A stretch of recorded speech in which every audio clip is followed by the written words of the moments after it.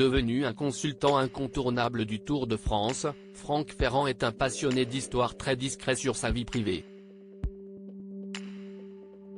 Pourtant, en 2015, il a fait son coming out publiquement, dévoilant les difficultés rencontrées au moment de l'annoncer à ses proches. Depuis 2017, les téléspectateurs de France Télévisions ont droit à des cours d'histoire en plein pendant le Tour de France. La mythique course est connue pour passer par de nombreux endroits très symboliques de l'Hexagone et à chaque point d'intérêt, s'y est le journaliste Franck Ferrand qui est chargé d'instruire les amoureux de la grande boucle. Un rôle qui semble lui aller à merveille, même si quelques critiques sur son orientation politique et ses approximations ont pu surgir au cours des dernières semaines. Malgré tout, le natif de Poitiers, Vienne, a gagné en popularité et aux côtés de Laurent Jalabert et Marion Rousse, il fait désormais partie des visages récurrents de l'épreuve sportive.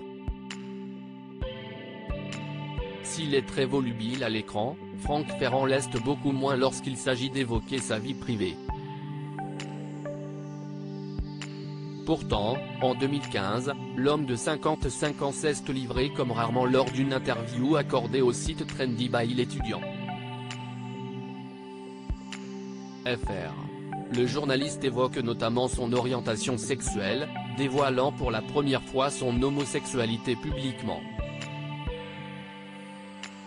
J'ai attendu d'avoir 29 ans pour annoncer à mes parents que je préférais les garçons, confie-t-il, avant d'expliquer avoir gardé ce secret pendant un long moment, je leur ai caché cela pendant 15 longues années de ma vie. Ils ont été les derniers à le savoir je pense. Toujours aussi discret sur sa vie privée, on ne sait pas si Franck Ferrand est toujours célibataire à l'heure actuelle. Dans cette même interview, le journaliste qui écrit pour Valeurs Actuelles revient ensuite sur la réaction de ses parents suite à l'annonce de son orientation sexuelle. Il ne s'en doutait pas et, pour ma mère en particulier, ça n'a pas été très facile, mais elle a accepté.